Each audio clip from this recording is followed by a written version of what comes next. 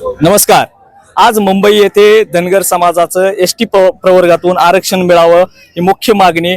या मागणीसाठी ते दीपक भाऊ बोराडे आज तिसरा दिवस आहे त्यांचा आमरण उपोषणाचा. ते उपोषणाला बसलेत. या ठिकाणी धनगर समाज मोठ्या प्रमाणात जमा झालेला आहे. आपल्या सोबत धनगर समाजाच्या काही नेते आहेत, ताई आहेत. ताई, काय मागणी आहे प्रमुख आता? आज तसं पाहायला गेलं तर दीपक भाऊ बोराडे यांचा उपोषणाचा तिसरा दिवस होता. जालन्यातून हे आंदोलन मुंबई या ठिकाणी येऊन का ठप्प झालं तर आपण बघतोय की मुख्यमंत्री महोदयांनी, मी त्याच बारामतीची कन्या आहे, ज्या बारामतीमध्ये आजचे मुख्यमंत्री देवेंद्र फडणवीस यांनी त्या 2014 मध्ये आश्वासन दिलं होतं की पहिल्याच कॅबिनेटमध्ये आम्ही आरक्षण लागू करू किंवा केंद्राला आम्ही दुरुस्तीचा एक अध्यादेश शिफारस आम्ही केंद्राला करू, परंतु आता काही ते कुठलंच झालं नाही.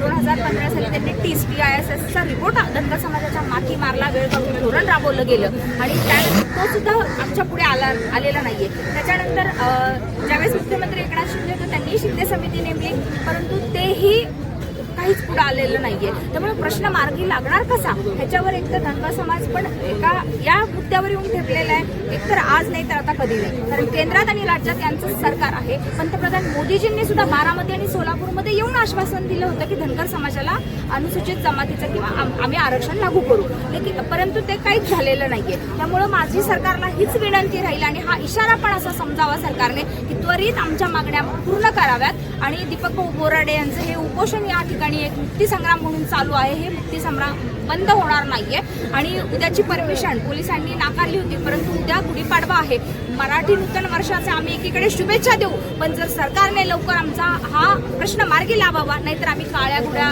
दाखवून सरकारचा या निषेध केल्याशिवाय राहणार नाही. धनगर समाजाला आणि धनगर समाजाला भाजप देवेंद्र फडणवीस हे जवळचे वाटतात, तरीही त्यांनी वेळ खाऊ, त्यांना अभ्यास आहे, तरी वेळ का खात आहे? आरक्षणासाठी देवेंद्र फडणवीस उद्याची गुढी आरक्षणाची उभा करतील.